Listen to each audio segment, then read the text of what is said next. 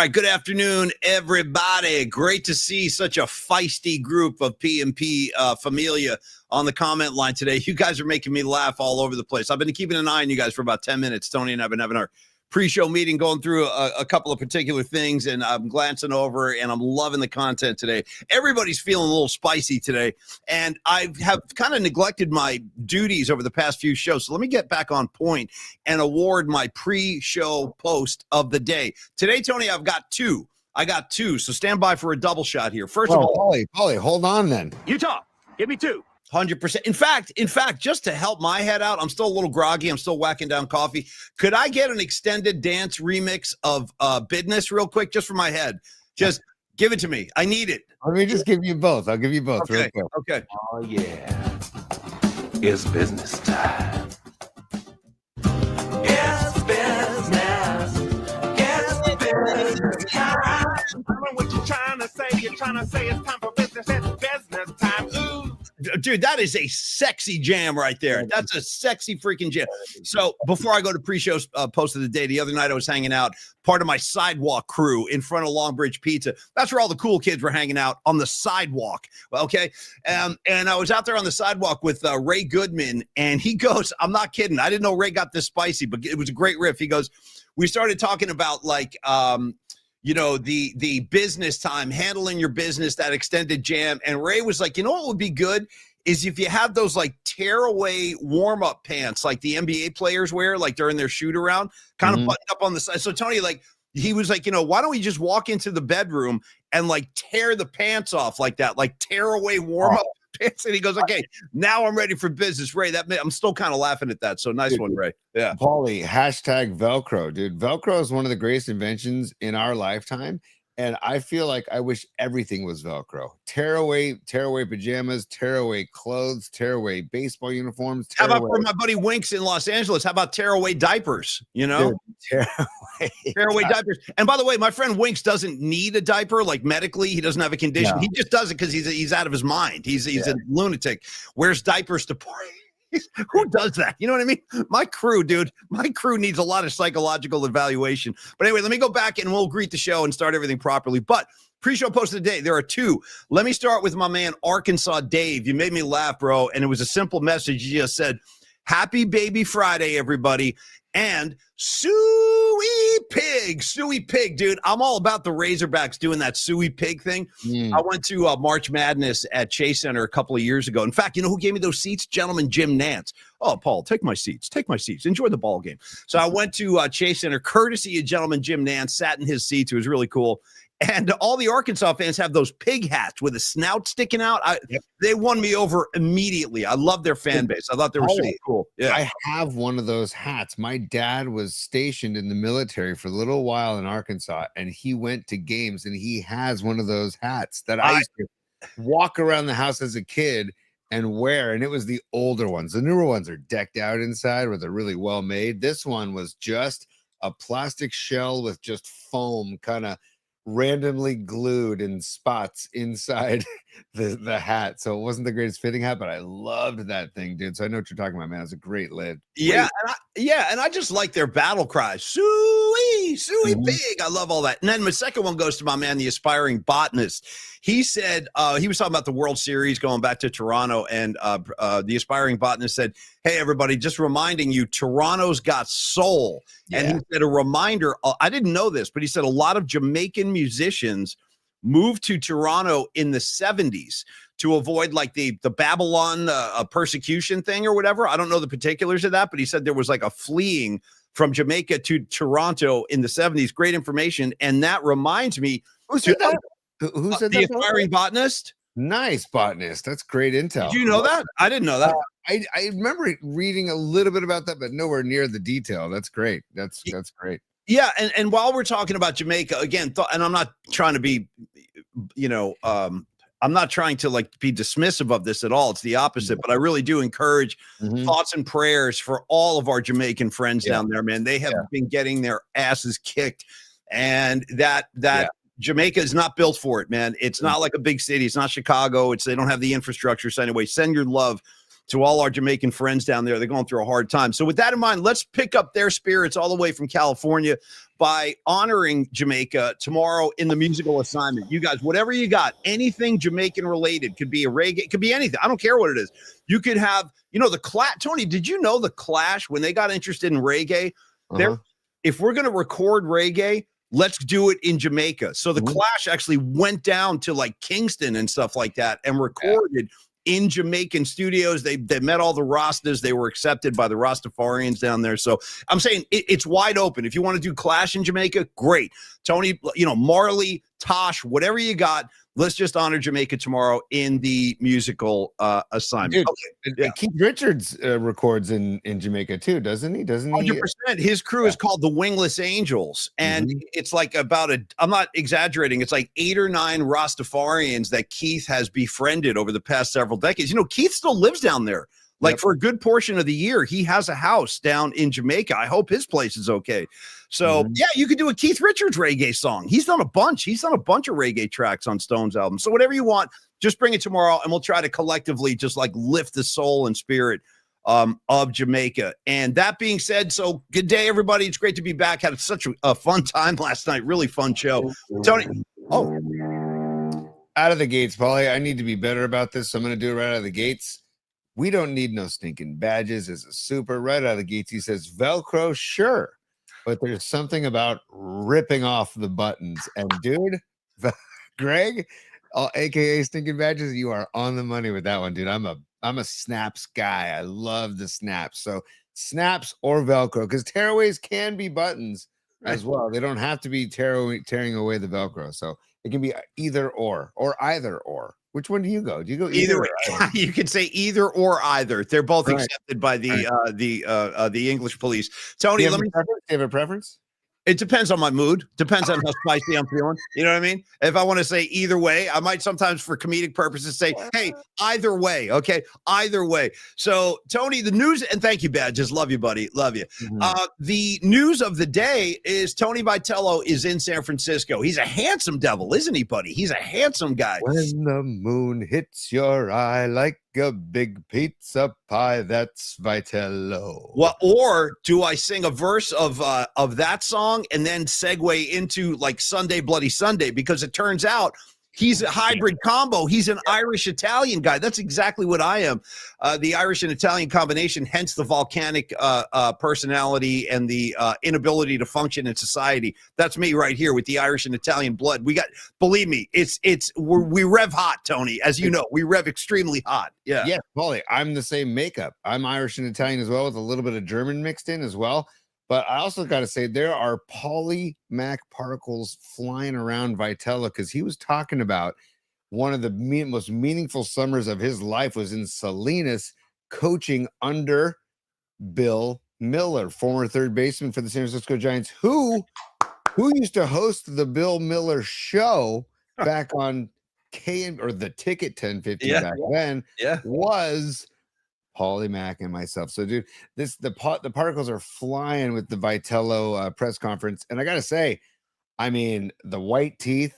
To keep the whiteness up, we got to send Vitello to Dr. Matt Young first of all, because it's right there in the city, and to maintain that smile. Jesus Christ, the whites, those pearly whites, and that smile, and the finely manicured beard, and it makes my beard game sucks compared to his. My beard game is all splotchy. You remember last night when I was asking you about whether or not you would ever grow a mustache like Schneider on the Blue Jays, who's, by the way, his mustache game is second to none, bro. I'm gonna do it.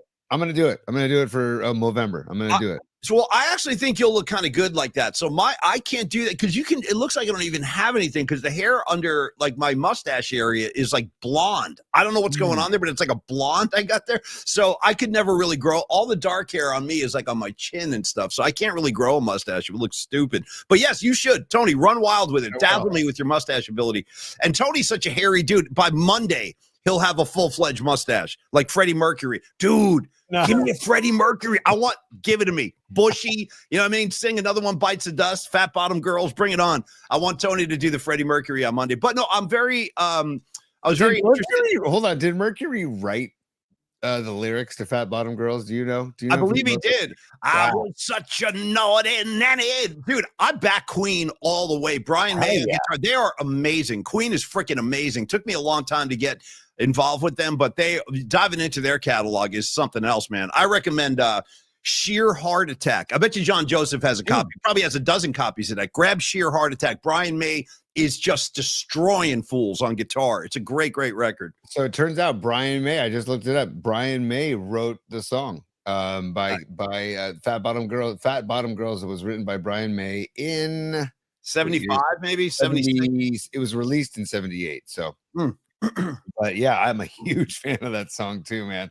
The first time I ever heard it, I was like, oh, right on. Fat Bottom Girls, you make the rockin' world go round. And it's been my experience, Tony, that's true. Oh, no, I'm just kidding. All right. Anyway, Tony, back to the matter at hand. Tony Vitello, welcome to San Francisco. Handsome devil, saying all the right things. I heard my old partner, Brian Murphy, get a question in there today. Among other, I heard Scott Osler chiming in. One thing that he said today, and I really liked, because I swear to God, I had this exact same discussion with management at KMBR years ago about whether or not, because he asked Buster, apparently, he said this in the press conference. He goes, one of my questions was, do I have to be on Twitter? Because I don't want to be on Twitter. Yep. And his quote was, Twitter is not life. And now I'm on Twitter because it's a good way for me to connect with you guys and to promote the show and let people know what we're up to and things like that. But I don't offer my views on world affairs. I don't know. Like, that's just not why I'm there. I'm there for different purposes. So I kind of dig what Vitello said there. Oh, yeah. It's business time. Paulie, just to handle a little business, okay? Yeah. You mentioned that we're on Twitter. We are also on Instagram. We are also on Facebook. We are also on Blue Sky. We are also on Spotify. We are also on Apple Podcasts. And we're on the Cron 4 Plus app. So if Twitter ain't your jam, you can find us on YouTube at Polymax Particles. You can find us on Instagram, like I said. We're on Blue Sky too, by the way. We should shout that out. We're on Blue Sky as well. We do have a presence over there. We try to have a foot like in all these little platforms. And like Tony said, we love all you guys wherever you're picking up the show. We do appreciate it. And you non-visual types riding along on Apple Music and Spotify. We appreciate that as well. You just want to listen to the show. I totally get it. Although you're going to miss Tony's Freddie Mercury mustache next week, so you might want to tune in for that. Dude, also, yes, in the Cron 4 Plus app, if you have Roku, Amazon Fire Stick, or Apple TV, on your smart TV, download the Cron 4 Plus app. I was checking it out today. I actually found out about the weather this morning from the Cron 4 Plus app, and it's going to be a nice weekend, Paulie. It's not going to be as hot as it was yesterday, but it's going to be a nice weekend here in the Bay. And I just want to say that you can find us on demand on the Cron 4 Plus app, or you can watch us every night at 11:30 p.m. Paulie, you can take the reins back, Paul. I don't need the reins. I'd rather not have the reins. Any day you want to control the reins, bro, just let me know. I'd love to just kick back and react. I'm probably better suited to do that rather than steer the show every day. So I don't really want the reins. I'll take them by default, but anytime you want them, they're all yours, bro. Just know that anytime. Then I'm taking them back because Patrick Patton, if you're out there. Yeah. Please resend me pauliespod@gmail.com, the original welcome to Particle Land. Okay, but right now I'm going to take the show. I'm going to take the reins, Paulie, and we're going to go inside Particle Land for the moment, right there. Okay, this is inside Particle Land. Let me get rid of the logo for a second here, just to help out here. Look at this scene right here. That's inside Particle Land. This is Patrick Patton. He said this is what he envisions Particle Land to a portion of it. This is a wing of Particle Land. Can you rewind this? I just saw something insane. You got to rewind this like maybe 10 seconds, dude. Look in the upper left-hand corner of your screen. I believe for the first time, pause this for 1 sec, T. I got to set this up. I think I saw some religion. I'm not kidding. I think I saw some like religious imagery. I think I saw like a cross.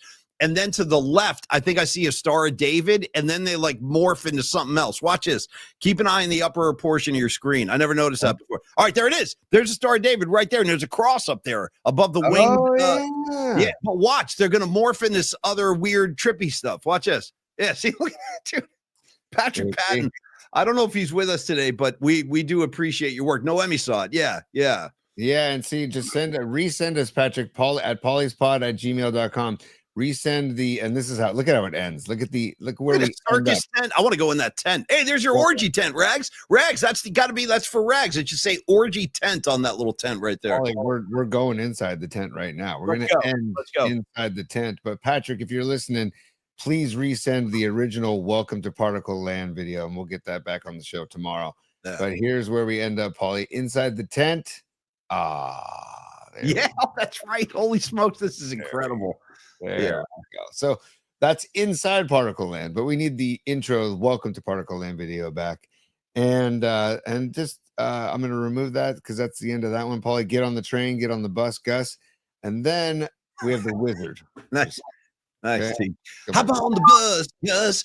Don't need to scotch much. Just drop off the key, Lee, and set yourself free. Boom, boom. You just quoted Paul Simon, whether you realize it or not, and I dig it. Oh, I definitely realized it, and I love Simon. But here, this is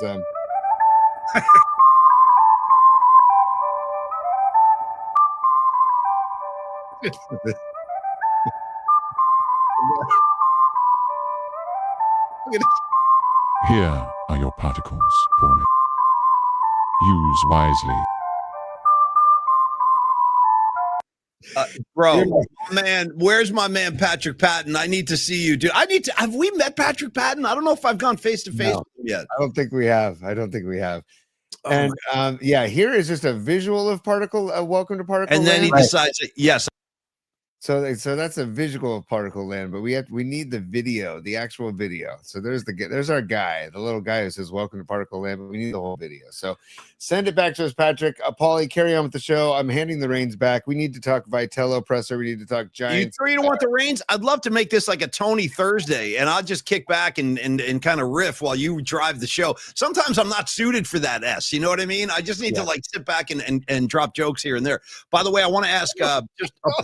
Dude, Robot Centaur says that flute is fire. You're right. No, Fareed's right. It is fire. I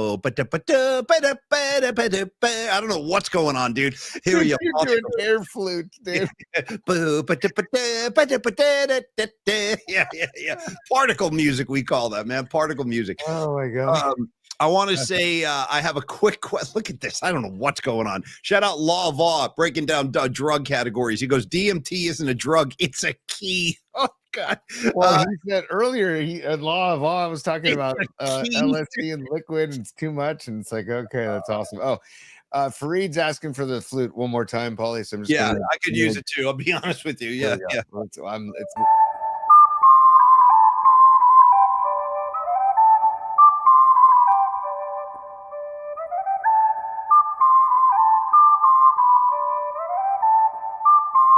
Here are your particles, Paulie. Use wisely. Yes, sir. Yes, sir. I will use those particles as wisely as I can. You guys are killing me today, man. Hey, John Joseph, quick question. This is just between me and you. Forget about everybody else for a second. Give me your favorite Queen album, because I respect your musical taste, and I, like I said, I got into them a little bit later on in life, but mine is Sheer Heart Attack. I love Sheer Heart Attack. You got Stone Cold Crazy, you got Brighton Rock. It's insane. The guitar, the musicianship on that album is insane. Let me know what you like, John. I'm just curious. In regards to the Vitello era, what can I say? I'm thrilled. I actually am thrilled based on that presser. He said all the right things. Buster said all the right things. Press conferences are very interesting because the vibes are always good, because it's just the beginning. So there's nothing negative to really, think about, except for, as John Shea right out of the gates asked about 162 game schedule versus a 56 game schedule. I like that. But Buster, some of the words Buster used to describe Vitello: a leader, visionary, motivator, a winner. He builds culture. His work ethic is fantastic, and he is concise/direct.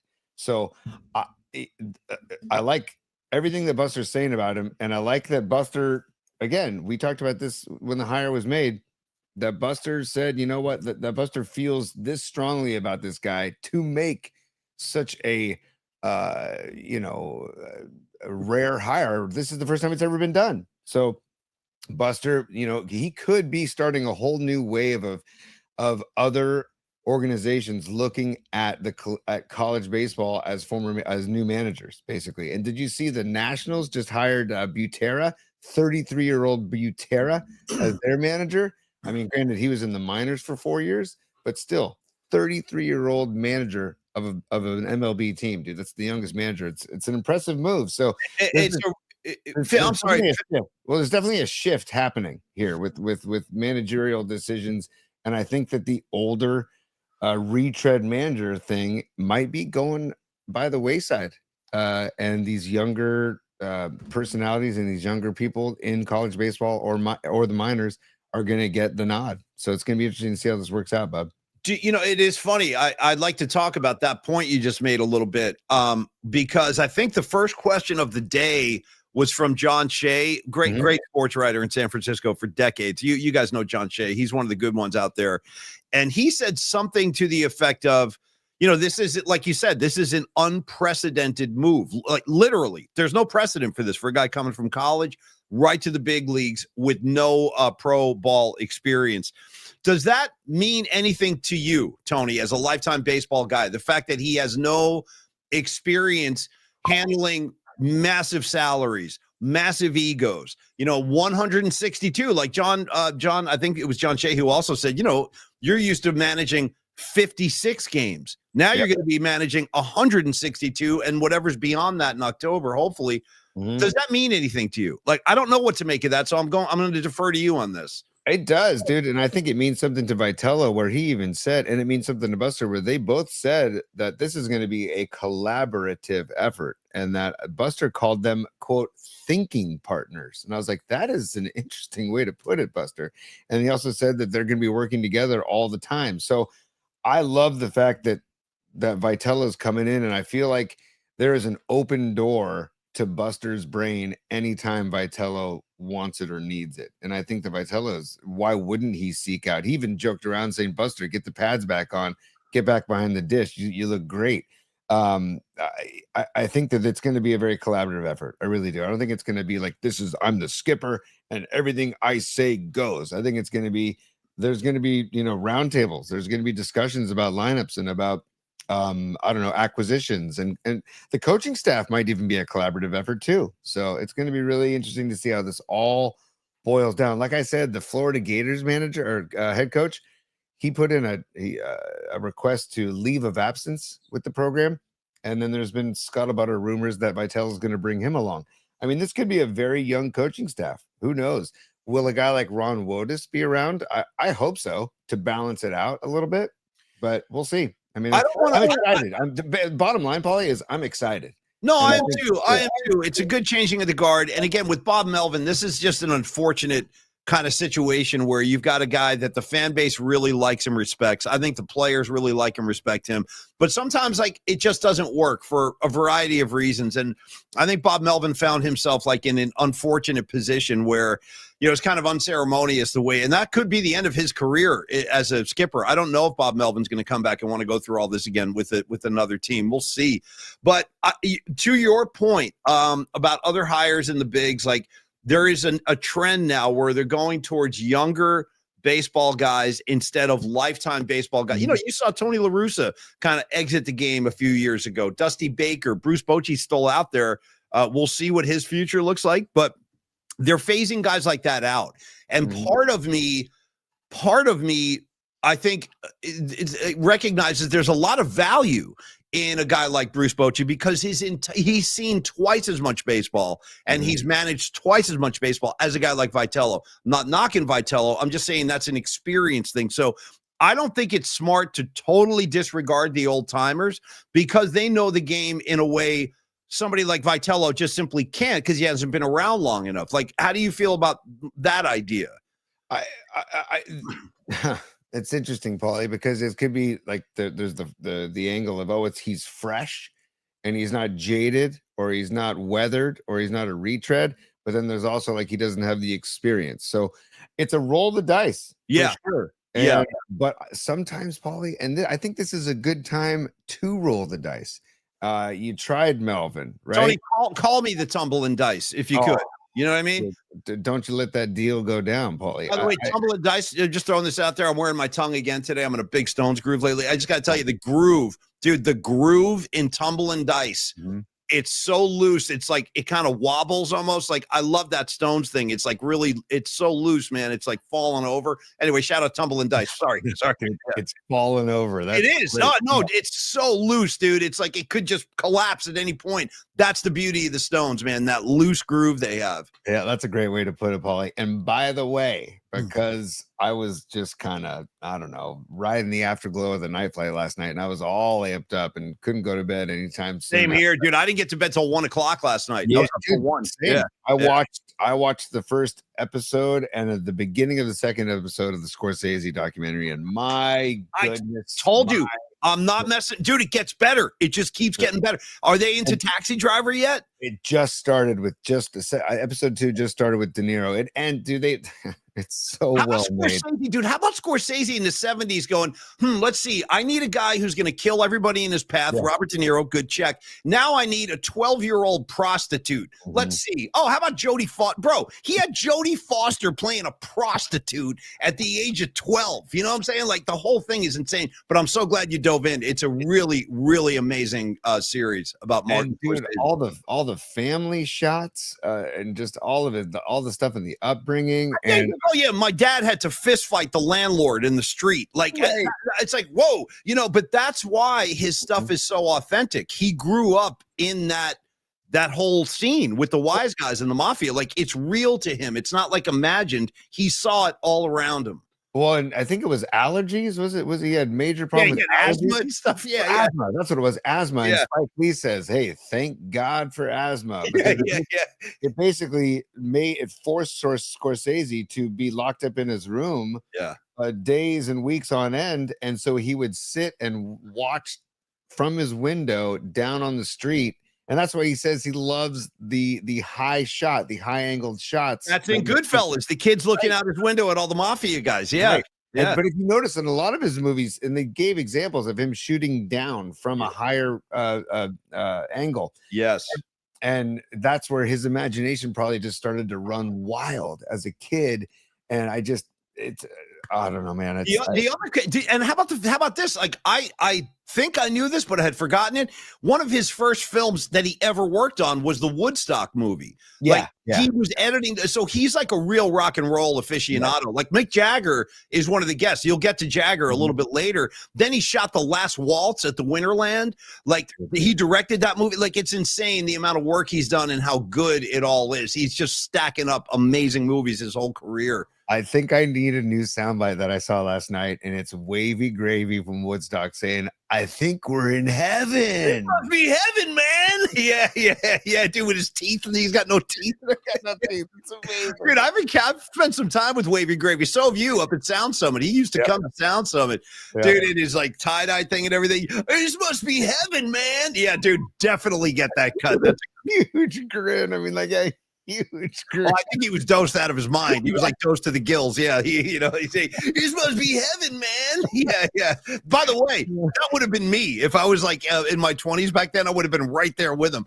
But Yasgur's Farm, 100%. And you know what? Shame on me, Paulie. I've never seen the Woodstock documentary. So you should. No, it's really good. You should. You got Sly Stone, you got The Who, you got Hendrix. It's pretty damn amazing. Yeah, I need to see it. I've seen portions of it, God, my entire adult life, but I need to see the full thing and just check it out. But it's a 5-episode show. If you're looking for it, Apple TV. It's called Mr. Scorsese, and Sharon Stone. The little clips of her, Jodie Foster's in it.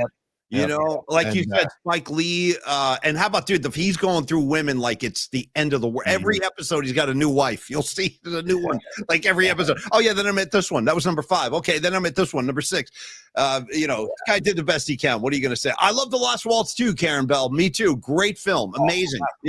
Just incredible. Yeah. If I could go back in time and be in that crowd, oh, God, what a night of music that was. God. You know what blows me away, Tony? The very opening shot in The Last Waltz is Scorsese must be in a car and he's driving down like Steiner Street. And the way that neighborhood looked in the 70s when the Winterland was still open, dude, it was a ghetto. Like it really was. It was a ghetto. There's cars on cinder blocks, like the windows are broken out of all the buildings. I'm like, it's hard to believe that was San Francisco because that neighborhood now, every house on that street is worth like $1 million. It's crazy how the city has changed. So it's a good look at old San Francisco is my point. No question, man. And I look forward to the rest of the episodes. But I got to be honest, when I went on to Apple TV, I almost got lured away from Scorsese by the new season of Morning Show. But I didn't get in. I paused and I'm what's like, the new season? Number 4? Yeah. I haven't. I've only seen the first 2. I stopped too to watch the Scorsese thing, but I got to dive into number 3. I haven't seen season 3 yet. Morning Show is really good. If you haven't seen it, if you're listening to the show and haven't seen the Morning Show on Apple TV, it's very, very good. And you told me about Morning Show a couple of years ago, and I thought it was like I totally misunderstood. I thought it was like a comedy. I thought it was like about like hijinks on a morning show. It's not at all. It's like a drama. It's a pretty serious show. And I like Reese Witherspoon and I like Aniston and I love Billy Crudup, the executive guy. I love that dude. Love him. Yeah, dude. Oh, Billy Crudup is incredible. And I saw maybe it was Centaur said that season 3 is not as good. I agree. But it's still good enough to watch because I hope that season 4 comes back with a bang. Oh, Paulie, I apologize. We have sponsors. We have sponsors to get to as well. I'm ready. I saw the same thing. I'm ready. Yes, but go ahead. Yeah, let's get to some supers real quick. Patty from Napa checking in. Thank you, Patty, so much. She says, got a jam. It's impossible shopping with Mikey and trying to listen to the show. Love y'all. That should be a reality show right there. Let's just film Patty and Mikey, like a week of those two, just going through their daily routine, because I think there's a lot of comedy there. She sent out a picture the other night of Mikey just watching TV. Did you see that picture of him? Like in a chair with like a blank expression on his face? Dude, he was watching our show. That was the best part. Hence the blank expression. Yeah, he's like, I don't know if I'm digging this. And then also, Patty, thank you. She has been doing some guerrilla marketing for us in Arizona, slapping PMP stickers on her runs, on her daily runs. So thank you for doing that, Patty. And then Stevie B checking in as a super. He says, speaking Last Waltz and SF, shout out to a super underrated SF-based Van Morrison gem, St. Dominic's Preview, one of his best. I could not agree more. Stevie B. It's a great call. I play that song for my son because his name is Dominic. So thank you for recognizing that, brother. And no shock that Stevie B is coming in with the good ear and the good Van Morrison talk. Although don't you hear that Van Morrison's kind of a total prick? Yeah, that's like undisputable. Like he yells at the audience. He'll walk off stage in the middle of no, he does. Like he'll yell at the audience. Yeah, it's like the opposite of what I try to do. By the way, reminder, a little plug for our gig coming up. We got a gig a week from this Saturday, November 8th at the Brisbane Inn. It's billed as a Polymac and Friends show, and I do have a bunch of friends coming by. And look at Will Spice. There's a lot of action. I told you the comments line is on fire today. But yes, Van Morrison is a little prickly on stage and off from what I've been told. Yeah. Yes, real quick before I forget, Tony, sorry. Bradley 84 asking a great question. Are we dressing up for the show tomorrow for Halloween? What's funny is my wife Megan got costumes for us kind of without she sent me a few and I'm like, oh God, I don't really want to dress up. And last year she made a costume for us. So I have a costume that I can wear that it's totally presentable for the show tomorrow that I can wear. Okay. I think I will too. I have an idea that I could wear. Okay. So let's costume up tomorrow. Thank you, Bradley. I would not have thought of that. And by the way, how cool is it that episode 200 falls on Halloween tomorrow? Really? So, yeah. Mm-hmm. That's killer particles right there. There's something behind that, dude. A nice clean 200 on the day of Halloween. Hey, that being said, we've already referenced the great team. Pause. Before you get to our sponsors, our amazing and helpful and wonderful sponsors, I put reciprocity on the banner on the show for a second because Tony Vitello mentioned that not the reciprocity, but he said it's a reciprocal nature of things between the players and the managers. And the fan base too. I love that he brought up. So Tony Vitello is all about the reciprocity too, Paulie. The particles are flying. That's all I wanted to say. Now take it away with our sponsors, please. No, yeah, no, it's all good. I want to say, Stevie B, tomorrow's episode is number boo 100, Tony. Get it? Boo 100 for Halloween. Stevie B coming through with the comedy again. Okay, I want to let's go Dr. Young first, because I saw you scrolling his info, and we mentioned the white teeth of Tony Vitello. We'll give Los D some love as well a little bit later, but I want to start with Matt Young. In fact, dude, crazy that you were just talking about the Martin Scorsese documentary. I'm going to connect that to the services of Dr. Young right now. Get ready. Go. So in episode, it's a 4-part documentary thing on Scorsese. Tony's through 1.5. I finished mine a couple of nights ago. And I think in episode 3 or 4, Scorsese starts talking about how busy his life is and how he literally cannot stop working. Like, he's always got a new idea. He always wants to shoot a new movie, and he does. He's still making incredible work, and the guy's in his 80s. He actually said, this is what Scorsese said. He goes, I'm fond of going to the dentist office. And he goes, that's the only place I get to rest and like unplug my phone and nobody can bother me. He's like, I swear to God. He goes, if I have a root canal appointment, I look forward to it, because I know that I can sit there for an hour and a half. He goes, I'm not crazy about the process when they shoot me with the Novocaine. Like, that's not great. But everything after that is wonderful, because my phone's not ringing. People aren't asking me to recut anything. I'm not getting phone calls. I'm not getting texts. So it's funny that he kind of equated root canals with like a positive experience. And you know what? I can kind of say the same. I was talking to Dr. Young the other night at the party at Lumbridge Pizza about this, where even when because I have had root canals done with him, with Dr. Young. Now, I'm a nitrous guy. I ask for the nitrous because I don't really want to know what's going on. That's just my preference. Like, some people want to be alert and, hey, how's it going, doc? Like, I'm not one of those guys. I'm one of those guys who's like, hey, Dr. Young, bring me out of it when it's over. And he's like, fine, I understand. I got you covered, man. Here's your mask. Start breathing. I got the tank right next to me. I'm breathing nitrous. I'm feeling great. I got the stones on, the headphones. And then he'll be like, okay, we're all done. You did great. That's what he always says. He goes, you did great. And I'm like, thanks, man. I don't know what happened, but thank you. So he will kind of treat you according to your request. If you want to be like with him and having a conversation, fine. If you're a polymath guy, you want to get nitrous out, he can accommodate that as well, meaning he puts you at ease. I've been saying that since day one when he came on board as a sponsor. His work is outstanding, but he's very considerate of you as a human being, as are everybody at the Young Dental Group. Listen, make an appointment or just inquire, shoot him an email, and let's make some contact here. info@youngdentalsf.com. You can also call Dr. Young anytime, 415-392-8611. I'll hand it over to you, Tony. You talked about the reins. I'll give you the reins for Dr. Young, but those are just a couple of points that I find very agreeable with when you go in as a patient with Dr. Matt Young. I'm going to do a sports flash in the middle of Dr. Young's spot. Oh. It has nothing to do with sports. It's just an update with my family and Dr. Young. Dr. Young takes Guardian Dental PPO, which is my wife's dental plan, which she and the kids are under. So guess who is starting to visit Dr. Matt Young? My daughter, Olivia, my son, Dominic, and my wife, Megan. They are all going to start seeing Dr. Young. We talked about it on text.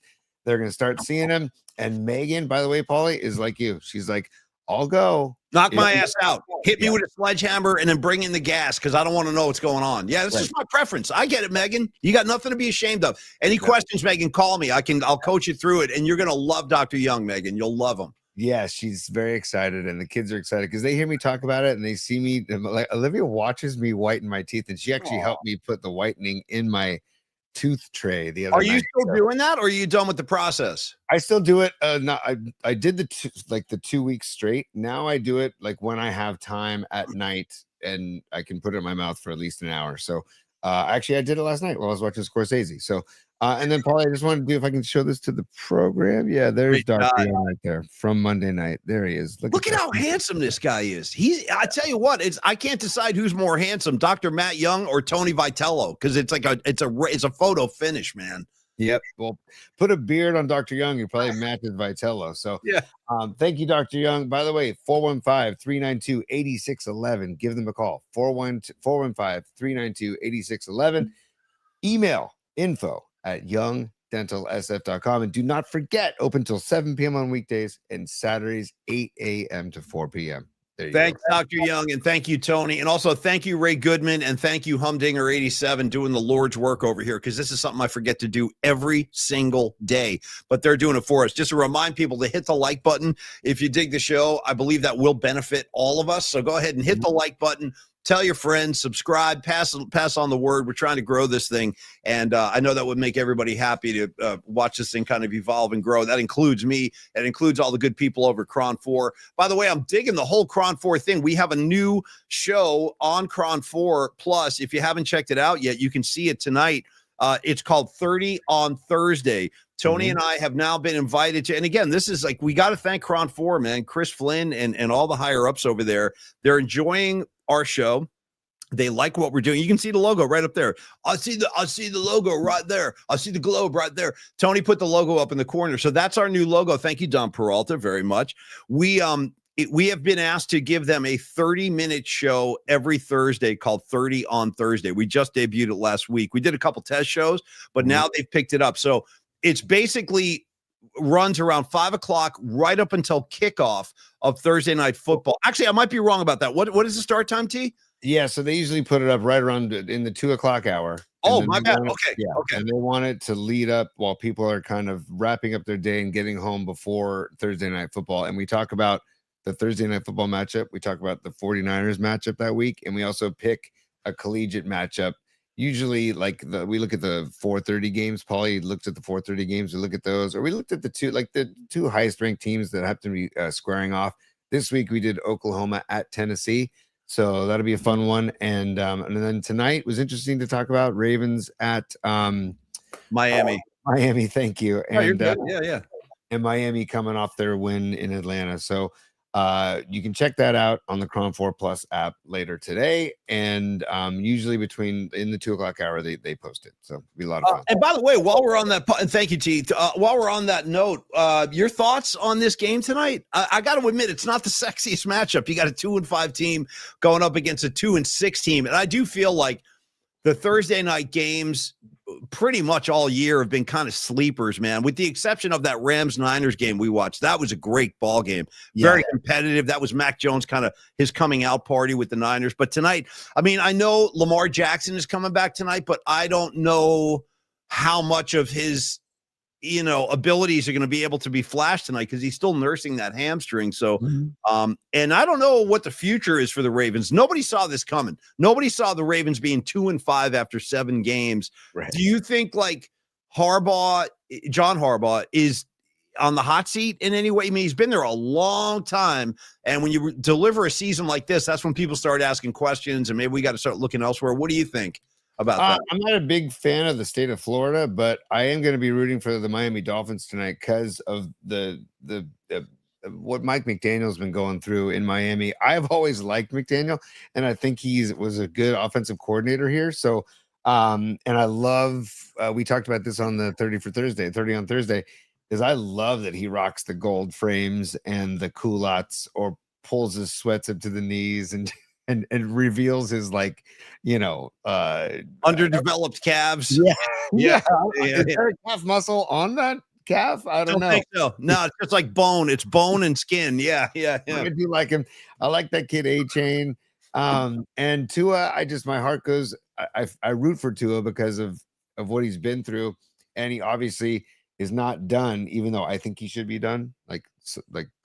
If you want to be smart about it and take care of your brain for the rest of your life, maybe you should be done, but he still wants to play. So I root for him. And they're 7.5-point underdogs at home. So we talked about that as well. So I think it's going to be a closer game than people think. And I think Baltimore wins the game, but I don't know. That spread might come into play. I don't know. Because Tua threw 4 touchdowns to 4 different people last week. So it's not like Tua forgot how to play or anything. I mean, I still think he's a really good quarterback too. And I do agree. I worry about that kid because of the concussions, man. We've seen some pretty concerning moments on the field. And the spread tonight, Miami as a home dog, Tony, big spread. They're getting 7.5. Yep. So I don't know. I mean, if I was going to make any wager on this game, I think I would take the Dolphins tonight because of that spread and what you just said, that he actually had a pretty good game last week. Also, Soccer Bowl is asking what time does the Cron 4 show start tonight? The 30 on Thursday is usually it's posted in the 2 o'clock hour, Jim. also known as Soccer Bowl SC.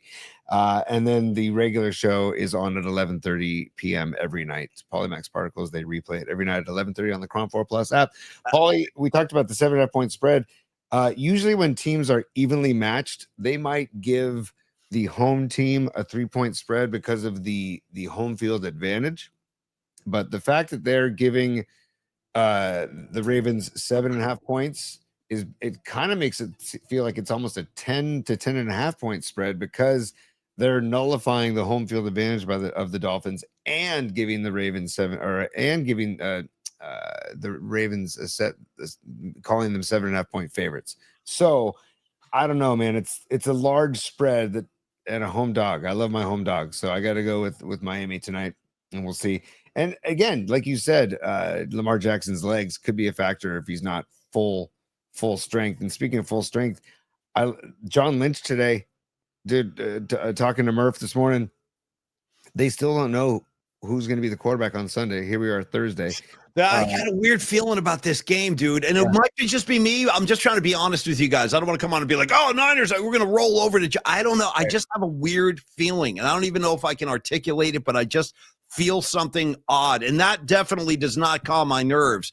When you tell me, I didn't hear Lynch today, but you telling me he said that they don't know who's under center, not a great sign. He said, he said, we'll see. Like I don't think he said those exact words, but he was basically saying, we don't know yet. And it's just, and they don't know when Pearsall's coming back, and they don't know about Ayuk. And it's like, God, he was excited about Keon White, and I'm excited to see this kid, Keon White. And he was wish-washy about the Trey Hendrickson talk in Cincinnati, because there's a lot of rumors flying that the Niners are going to be knocking on his door before the trade deadline. If they got Hendrickson, I'm fine with that. Go all in. If you're going to go in, right? Don't tiptoe, go all in. But it's going to be interesting to see when Bryce Huff comes back. So there's a lot of things pending, Paulie. I don't think Bryce Huff is back on Sunday, though. He's not. Yeah. He's not. But no more trays, says Robot Central. That's funny. There's a lot of really good comments going around. I got Badges saying I got Phil Simms in my head. I got, which is probably true. I got Leah Phillips over here. So sorry. I mean, Humdinger 87. She's saying the particles are off. I think she feels it too. Did you take Phil Simms, Paulie? I did. Hey, Paulie. Hi. Phil Simms here. Come on, man. I did. Oh, boy. Anyway, yeah, there he is. Hey, Paulie, hi. I can't tell you about my disdain for that dude. I don't have time. I don't have enough time to get into it. Yeah. Hopefully on Monday we're playing this. You just got your asses whipped. Okay, hopefully we're playing that. But again, I don't feel great about it either. This kid, Jackson Dart, is just I just saw a video of him. Actually, let me see if I can find it, Paulie.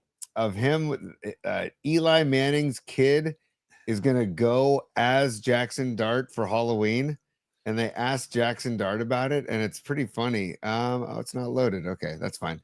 I can find it later. But this kid is so loose, and he's just kind of like he sounds like I'm not implying that he is, but he just sounds like a stoner. The way he talks, he's like, yeah, what's up, man? Yeah, just cool. His kid's going as me. That's cool. I like it. It's cool. And it's like, this kid is so loose. So that worries me too, against this Niner D that is obviously hobbling into MetLife Stadium. And that kid can make plays. I've seen him. He's very athletic. He's very tough. He's not afraid to tuck it in and run, like really run. Not like Patrick Mahomes dash to the sidelines and do a little freaking hoedown dance. He really plays football. He'll tuck it in and go right up the gut. So that does concern me. It does. And I don't think, without the Niners having any sense of a pass rush, I don't care who it is. Any NFL quarterback is going to beat you. Look last week. Look at how good C.J. Stroud looked against the Niners. That's because there was no pressure on him. And for whatever reason, did you notice last week C.J. Stroud took it? He exposed the Niner defense in having the middle of the field kind of wide open to him all afternoon. I don't know what the game plan was from Bob Saleh last week, but it looked way too easy for C.J. Stroud last week. And I think that Jackson Dart, if the Niners can't apply any pressure, I think we're going to make him look really good. So, I'm a little worried about this game. We'll talk about it more tomorrow. Oh, and an update, too. We have a guest alert for you guys. On Monday, we will be joined by our great friend from the New York Post, Mark Cannizzaro. I talked to him this morning, and a really unusual move because Mark does not cover the New York Giants. but he did get assigned that game. So Cannizzaro is covering the Giant Niner game. So he'll file his game story and all that stuff, and then we'll get him on Monday at about 12:30. I look forward. Yeah, Dom, Marky Mark, totally. One of the greats, man. Such a good guy, too. And he was like, Paulie, you got to tell me about the Bruce movie. I haven't seen it. Monster Bruce fan, Cannizzaro. And I was like, dude, it's not a feel-good movie, dude. It's dark. It's a dark movie. I told you guys last night. I can't believe I'm about to say this. I actually think I like this kid. And I am an avowed New York Giant hater. I hate their guts, but I kind of like this dude, man. There's something there. He's answering the call. You know, New York is not for everybody. New York will burn you alive, man. The media is unforgiving. And if you don't play well, the fans bury you. Talk radio buries you. The sports writers bury you. This kid seems like he's up for it. He seems like he can answer that bell. So we'll see what his future looks like. But so far, I actually have enjoyed this kid. I really have. Yeah, here, let's listen. I found the video where they're talking to him about he's getting asked about Eli Manning's kid going as Jackson Dart is his Halloween costume. Here we go. Think about the fact that Eli Manning's son is dressing up for you as Halloween. I think it's awesome. I've met Charlie a few times. Obviously been around Eli a lot. And yeah, I think that, you know, maybe like he said, he's a little disappointed that it wasn't him, but you know, it's just a cool relationship, and I think it's awesome. I'm sure Charlie isn't going to be the only one. I mean, you have to expect trick-or-treaters to come around to your place. Shoot, I hope so. I'm going to be ready. You going to have stuff for them? Of course. Yeah, I love Halloween. I got to tell you, this kid is winning me over, man. I don't know what this whole thing is with his tucking in with the pads, like his hands on the pads. Tony, you picking up stoner vibes on this kid? Yeah, that's what I was saying. Like his eyes are half masked, and he's like, "Yeah, let's have it. Yeah, this is great. It's just great." Like, but I love how loose he is. And like you said, New York is not an easy place to play football, to play any sport. No, and the fact that he's doing it, and he's doing it well, and as long as he continues to block out any noise, and if they have the game plan like CJ Stroud and the Texans had, where they didn't give the Niners D line time to get in the backfield. CJ Stroud got rid of the football very quickly last week, and so I'm wondering if the Giants do a lot of the same, because they don't have Scatterbo, they don't have Neighbors, so it's going to be an interesting game plan. But yeah, it's hard not to like this kid, man. Hey, Robot Centaur coming in with a great riff. Tony, find Utah, give me 2, because he says that Jackson Dart was born in Utah, parentheses, give me 2. Utah, give me 2. Yeah. And by the way, if you've never seen Point Break, I encourage everybody to watch it, and watch the original. Don't watch that godforsaken remake. I don't even acknowledge that as the beauty of the original. And first of all, I don't know how many people know this, but the woman who directed that movie is Catherine Bigelow. She is a freaking badass, dude. She is not messing around. So that's the first movie she ever shot. And she's gone on to do like Zero Dark 30. She did The Hurt Locker. Like, her movies are no joke, man. She's a very intense lady. I really like her. But anyway, in that movie, the beauty of that movie is you got Gary effing Busey shirtless, dude, diving into a pool, picking up bricks. I got Keanu just with the worst acting job in cinema history. No, Bodie, you're robbing banks, man. I have to stop you. This has to stop. Like, it's so bad that it's awesome. You know what I mean? I got Anthony Kiedis in there. He's robbing banks. It's amazing. Anyway, Tony and I go way back on Point Break. And what that soundbite refers to, if you've never seen it, he's asking Keanu Reeves to buy him 2 meatball subs. Who in God's name can eat 2 meatball subs outside of Gary Busey? You know what I mean? Out the car door window. Yeah. Out the window. Waving it with his 2. Yeah. Utah, give me 2. And then he's washing it down, I think, with a lemonade, which is kind of a weird combo. Yeah. I mean, and God bless the heart of Gary Busey present day, because he doesn't look very well, but he might be on his way out. Yeah, no, he he fell off his motorcycle. He cracked his head open at one point. No, he's way out there, Gary Busey. But good for him. He hasn't stopped living. He's still putting social media content out there. He's going for it, man. And this, again, we're talking about Mr. Joshua in Lethal Weapon as well. We're also talking about his role, his little cameo role, his recurring role on Entourage, where at one point, like, he confronted a turtle on the beach. He's like, "Turtle, I could snap your vortex. I could snap your spine in half right now if I want to. I could rip the lip right off your head and pull it over your ears. Like he just says all this crazy violent stuff. I forget why. Oh, the painting. He was like an artist. I think he was like painting. Turtle knocked his painting over, something like that. I got to go revisit Entourage, man. It's been a long time. That's the second time you've said that this week. I think it's time. Yeah. This weekend you might have to just dive into a late night session, buddy. And all the way, by the way, Paulie, I see Patrick Patton on the chat. Patrick, we were playing some Particle Land stuff. We were playing some Particle Land stuff earlier in the show. I don't know if you were on the chat or viewing the show off the chat, but if you could resend the original Welcome to Particle Land video to polyspot@gmail.com, I'd love to get it on the show tomorrow. We showed the wizard and the flute earlier. Paulie was playing air flute earlier.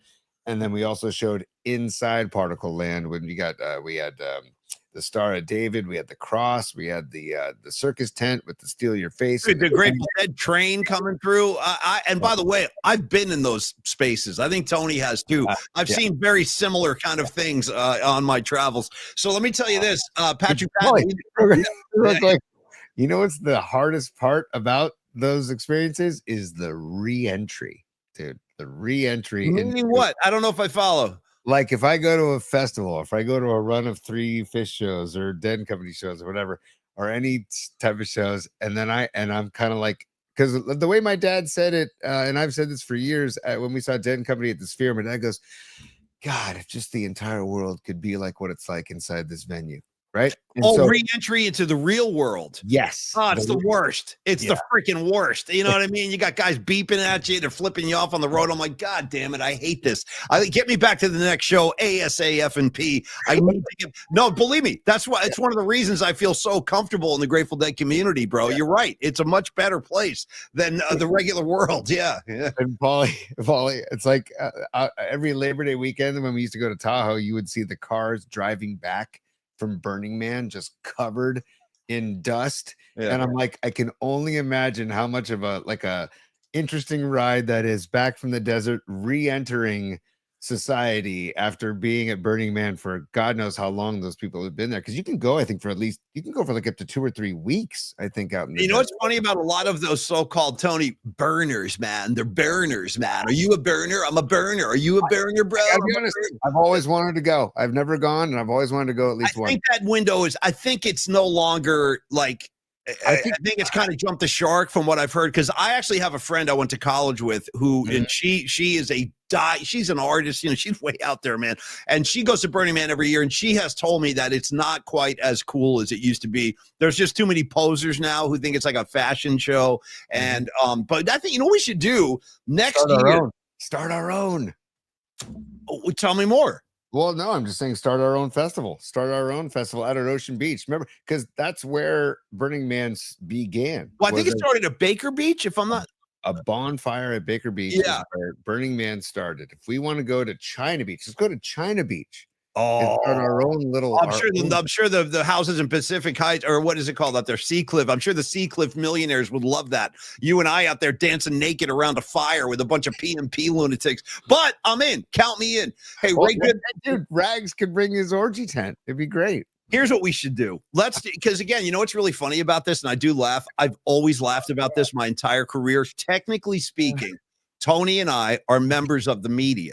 Okay. Yeah. So like I had a Giants media pass. Like Tony and I have access to basically any event we want to go to because we're members of the media. Why don't we get Rags a media pass for Burning Man? We'll just turn them loose. Rags, go as a member of the media. And what the good thing about that is you don't have to pay for anything. It's all like on the arm and all that, because media guys get in free and usually get like a media access to like the media buffet, and you don't have to buy food. It's pretty cool, actually.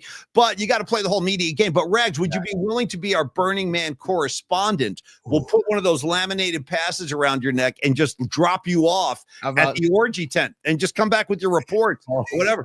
That's all that Rags has on is just the media pass. And like a loincloth, you know what I mean? Like maybe a loincloth. Yeah, he's getting covered in like Crisco oil, maybe a top hat, you know what I mean? Yeah. And also, I just saw it on the chat by multiple people. Particle Land would be the name of our festival. Come to Particle Land. There it is. I can't take credit. I think I saw multiple people say Particle Land. I think it was Patrick Patton, Don Peralta. Those guys said Particle Land. Wouldn't that be great? So we might talk to Neil Donardi about this too, because Neil's an ideas guy too. So get Los D on the horn. He's an ideas guy. Patty, the people we've had in-depth conversations with about the future of the show. Chris, get the Chronics out there. So there's a lot to consider in 2026, Paulie. A festival, Particle Land, let's go. Yeah, and don't even worry about us getting like arrested or anything if we're breaking a few laws here and there. You know what? I'm all about that. I love breaking the law. Breaking the law. But No, well, we could also get the Stone Foxes. We get the Freestone Peaches. We could get maybe Shannon Kaler doesn't want any part of Particle Land, dude. I mean, you know what I mean? Somebody wants Shannon Kaler needs Particle Land badly. Someone needs to dose his ass. You know what Steven Tyler said in the 70s? There was a girl who used to hang out backstage. This girl used to follow. This is pretty crazy, actually. And I don't recommend this for anybody. But he said that there was a girl who used to follow them from show to show in the 70s. And she would walk around backstage, Tony, with a water pistol filled with dosed water. And and people would be hanging out and she would just like walk into the room and start squirting fools. And then Steven Tyler was like, dude, you'd be tripping for days from this girl's squirt gun. So I don't recommend, like I said, I don't advocate that. But if somebody were to dose Kaler, I don't know what I don't know what to expect. I don't know what would happen. What do you think? Paulie and I discussed this. We discussed dosing his coffee in our studio before our podcast years ago. I think we told him we did one time. We were just pranking him. We're like, dude, are you feeling it yet, Shannon? Do you feel anything? Do you feel anything different? No, why, man? And I'm like, well, because we electrified your coffee, so good luck with that. And we got them all uptight for a few minutes, and we came clean. We're like, no, we didn't do that. I would never, honestly, I would never do that to somebody. I would never dose anybody unexpectedly. It's not like, that's not no, you never want to do that ever. And by the way, Shannon Kaler, we love you. We love it. Just so everybody knows, we love. Actually, we got to get his ass back on the show. He's due. Yeah, he's due. I think they're going to be doing a lot of shows in 2026. I really think that they're going to be back on stage a lot in 2026 because they did a few shows this year. But I think Shannon is a born entertainer. If you see him on stage, if you get a chance to catch the Stone Foxes, if you see them coming to your town or you see him, at a festival, go, because he's like Jekyll and Hyde. He's so chill in person, and then he gets on stage and he becomes this just incredible entertainer. And we love Shannon. He's a rock and roll animal on stage. He really is. He's a sweaty rock and roll animal. I love Shannon Kaler. He's one of the most beautiful people I've ever met, actually. Yes. Tony, speaking of beautiful people, let's talk about Carlos De La Fuente for a second. That is a segue, Paulie. If you could, just because Carlos, I know Carlos loves the funk. I know Carlos De La Fuente loves the groove. So, Paulie, it must be business time, right? If we're going to do some Carlos De La Fuente. I'm already dancing. Let's go. Oh, yeah. It's business time. It's business. It's business time. I know what you're trying to say. You're trying to say it's time for business. It's business time. Ooh. Again, I need it again, or I need a longer version. One or the other. It's up to you. Give it to me again, the extended one. I need it. Let's go. It's business. It's business time. I know what you're trying to say. You're trying to say it's time for business. It's business time. Ooh. The only thing is I can't cut that jam off. I go deep into that groove. Only kind of thing. Who's on vocals right there? Who is that guy? It's the Flight of the Conchords guys, and I forget his name, but he's a super talented guy. He did Jermaine something. He wrote music for what is it? Moana? I think he wrote music for Moana. Like, he's a super talented dude. His name's Jeremy. I'm sorry, Jermaine, and I forget his full name. But those guys, Flight of the Conchords was a very funny show. These two dudes, it was on HBO. And I can't remember their names. I'm looking for their names. Hey, here comes a guy named Joe Lavallo. Joe Lavallo, what's up, man? He says his name is Jermaine Clement. Yes, Jermaine Clement. Thank you, Joe. Hey, welcome to the show, bro. I don't think I've seen you before, but welcome aboard and thank you for that. So yeah, Jermaine Clement. There we go. It's a great vocal, man. Okay, before we get into Carlos, Paulie, I just got to do it. Just because if you need to see the original, you need to see where the sound came from. Sure. Yeah. You need to see. And then we're going to give Los a ton of love, but stand by. Here we go. Okay, so this is in an episode. It's business time. Yeah. All right, there we go. Here we go. I'll just play it. Here we go.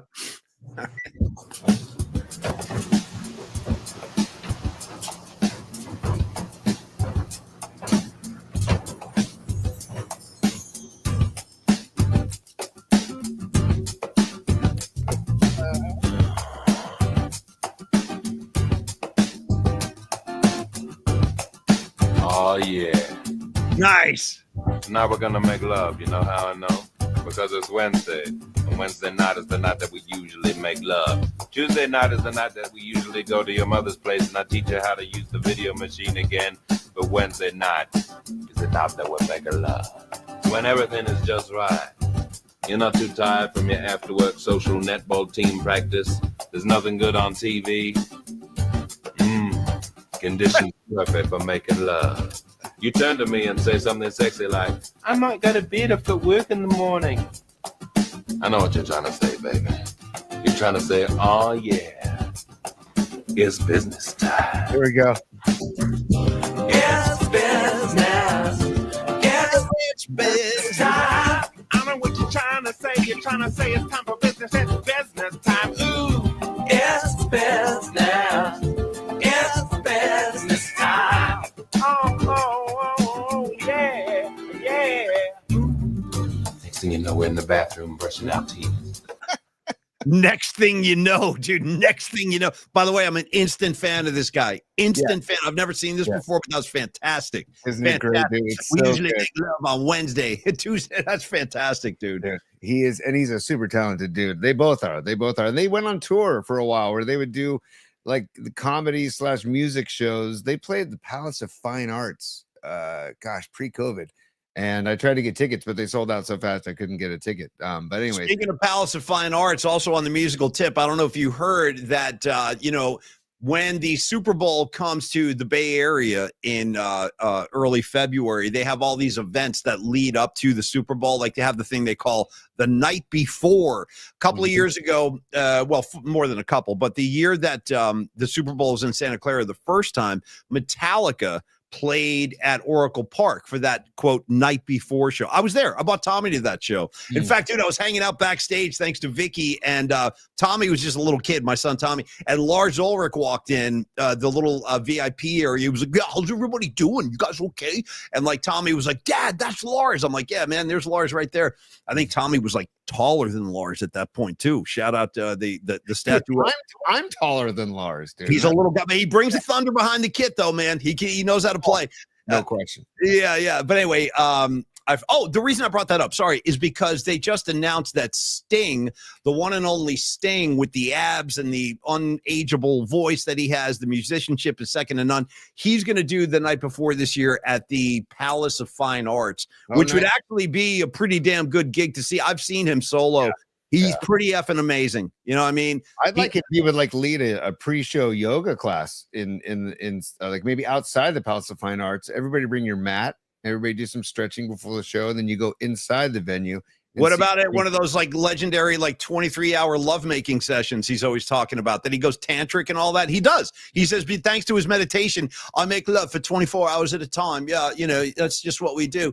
So he's out here making love for a day at a time. That's a lot of lovemaking, brother. 23 hours of lovemaking. I actually don't know how that's possible, but Sting says he does. So anyway, you look into that at your own leisure. Probably oils and massages, candles, incense. You know what I mean? There's probably like Buddhist chants going on. There's God only knows what he's up to. But anyway, you can catch like Costanza when he was like trying to combine food with his lovemaking in Seinfeld, and that didn't work out very well for George. So how about when he had like that house cleaner or whatever from Trinidad or whatever, and he's like, I want to dip my head in oil and rub it all over your body, because she didn't speak English. Remember that? I want to dip my head in oil. Shout out George Costanza. All right, we got to segue back to Carlos, and then we got to wrap because I got Allman Brothers tickets. I got to get out of here. Carlos at Flex Funding. He's one of our favorite guys. I look forward to hanging with you next week, brother. It's been a while, and I'll be glad to see you at the benefit with myself and Dom and Tony and the rest of us. It's going to be a great night. In any case, in the meantime, let me tell you a little bit about what Carlos does. He is a money man. He is a financial guy. He's an advisor. He's a guide for you. Honestly, he's like think of him that way. He is a guide through the financial wilderness, because if you're not trained in that field, I don't know how you guys feel. I get very intimidated when it comes to handling money. I don't know what I'm doing. I admit that. I defer to my wife. She's way more skilled in that area, but I don't know what the hell I'm doing about money. It comes in, it goes out. You know what I mean? I get the money, boom, it's right. It's out of my hand in seconds.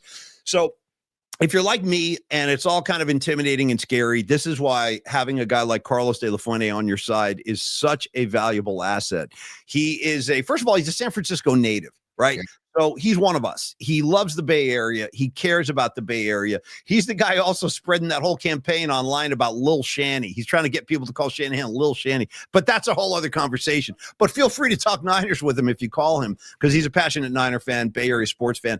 But if you guys are thinking like, you know what, I got 2 kids in private school like me, and they're about to go to college. I have no idea how I'm going to be able to pull this off. Join the freaking club, brother or sister. Believe me, I don't even know how I'm getting through it, but it can be done. But you need a guy like Carlos on your side to help with stuff like that. So maybe the reason I mentioned that is maybe a private money loan is right for you. You know, maybe it's just a matter of getting a little more cash in your pocket to get over the hill that's in front of you, or maybe it's working with your mortgage, an incredibly valuable asset that can work in your benefit with something like a HELOC loan, a home equity line of credit, meaning you kind of take out a loan on your own mortgage, and Carlos can help you with stuff like that. Now, again, one of the things I think is so like redeeming about Carlos, or Los, if you want to call him Los, as we do, is the fact that he's beyond trustworthy, to the point where if you're like, hey, I heard Paulie Mack talking about a HELOC loan, I want one of those. And then if Carlos looks at your financial situation, he looks at your numbers, he might say, no, that's not right for you. That's not going to work. That's actually going to wind up hurting you. That right there, that's the value of Carlos, because a lot of these money guys, they don't care. They just want your money. Yeah. We'll make it work for you. Yeah, HELOC loan. Sure. Yeah, you got it. Carlos won't do that. He will do the opposite. He will guide you away from making a mistake that's going to hurt you or hurt your family. We've been reading a lot of the positive reviews lately. I know I talked about Peter Hoffman's experience the other day with Carlos and how well that went for him. I know our dear friend Corinne in Fairfax has worked with Carlos. She had nothing but positive things to say. Here's Los D right now dropping some science. He goes, HELOC 7.5% to 9.5% is always better than 22% credit cards. Amen, brother. The credit cards are like the mafia. Essentially, they're like, yeah, sure, spend. What do you need? Buy a new piano. Go ahead, go nuts. And then there comes the 22% interest. That scares the hell out of me too. So with Carlos, you get none of that. And you also get no hidden fees, no appraisal fees, no escrow or title fees. He will also close for you very quickly. He knows how busy we all are. He's the same way, man. We're all busy in 2025, soon to be 26. So he values your time. He'll go to work for you in an honest, ethical way. And Tony, I'll let you have a few words about Carlos too, but trust me, this is the guy you want to work with when it comes to your finances. Paulie, you just broke it down to the last compound, but I do want to say that there's a couple of the Los vibe here on the peninsula. Pete Hoffman just finished business with Los. I have another buddy, Pete Cruz, who's working with Los right now. I have a dear friend, Mark Wiseman, who's wants to call him. I had 2 more text messages this past week asking about Carlos and his information. So he's heating up here on the peninsula. And also, Paul, I just want to remind people, today is October 30th. The refinance incentive that we've been talking about, it was extended once. It was set to expire on September 15th. Then it extended to October 1st. Then it got extended a 3rd time, unprecedented 3rd time extension to October 30th. Well, today is October 30th. You might want to try and give Los a call, because it's basically an incentive program drop of 90 basis points. Basically, for a loan of like $545,000, they recorded 6.375%, excuse me, without the incentive. But with the incentive, they were down to 5.875%. That's a $545,000 loan, as an example, with a credit score of 763. Take your numbers to Los and let him work magic with your numbers. And like Paulie said, if it's not the right time, he's not going to force it. Right. But that's why we love Los, is that he is real. And we're going to be hanging with Los next week. Can't freaking wait. And we'll just get Los on the show too as soon as we can, because he's handsomer than the 2 of us combined. So, but Los, we love you, buddy. And give Los a call, 925-250-4894, 925-250-4894. Give you the email address as well, Carlos@myflexnow.com. But get the personal touch of Carlos. Get the vibe of Carlos by giving him a phone call first, and then go meet him in person if you can, and let Carlos take it from there. By the way, I always love it when we're inside the calculator. You know what I mean? Police had that album called Ghost in the Machine. This is PMP in the calculator. I freaking love it. All right, kids, we're going to wrap today because I actually do have to bounce. But tomorrow we have a lot going on, actually. We'll have our hot and sour recap from last week. And then we didn't get to really get into that because we had the party on Monday night at Longbridge. But we'll talk about how we did last week on hot and sour. We'll give you the new picks. A reminder for everybody who's coming in late today, the musical assignment this week to just try to do something, anything, you know what I mean? Just get some positivity in the air for our friends in Jamaica who have had a hell of a week. I mean, people died down there. People lost their homes. Just bummed me out. I hate. Yeah, the island is not, it's damn near decimated. So it's like, we are so lucky out here. I was talking to my kids about that this morning, just telling them how lucky they are, we are to not be dealing with something like that. So, yeah, and there's also ways to donate too, if you can to help the relief efforts in Jamaica because in the Bahamas too. It's and believe me, listen, everybody has to go through their own thing. We've had fires, we've had freaking earthquakes, blackouts. I mean, I get it, man. We all have stuff in front of us, but what they're going through is it's horrific. It's freaking horrific. So what can we do? Well, you know what? Let's play some great Jamaican music tomorrow. So that's a music assignment. Send them in to paulyspod@gmail.com. Whichever song from the listeners gets the most votes, we'll add that to the playlist. I'll have a couple. I know Tony, this will be a big day for Tony. He's like the reggae friend that I have. Like there's nobody who knows more about reggae than Creative Tony. So I look forward to his choices. Anything connected to Jamaica. That's all we're asking for. It can just be something recorded down there. Maybe it's an artist covering a Bob Marley. So I don't care. Just bring it in and let's try to get some good vibes in the air for Jamaica. And that being said, and of course, we'll be talking about Game 6 of the World Series and Halloween costumes, Tony. I am going to come with something. I got an idea and I'll bust it out tomorrow. My thing is going to be driven with comedy. I'm not going to be like a sexy vampire or anything like that. I'm coming straight up the middle with comedy and I have a good idea. And I look forward to your costume as well. I've got something that I got to give my wife Megan the credit because I didn't get it. She got it. And it's like, okay, I guess we're doing this. So we're doing this. And also Paulie on the Jamaican tip. I look forward to everybody's musical selections. paulyspod@gmail.com and one song per piece per entry. Let's just so we can read them off, get everybody a fair shot, and then we'll give ours as well. And also, Paulie, for an example, Bradley, the singer who left us way too early for Sublime, he got on tape some great versions of Marley tunes before he passed. That could suffice in this. Totally. Dude, the Rivers of Babylon. If you can hear Sublime doing By the Rivers of Babylon. Oh, it's incredible. So anyways, and his son, by the way, has taken over lead vocals of Sublime. It's incredible stuff. So check out Sublime if you can. And also send us good reggae music and we'll get the vibes flowing tomorrow.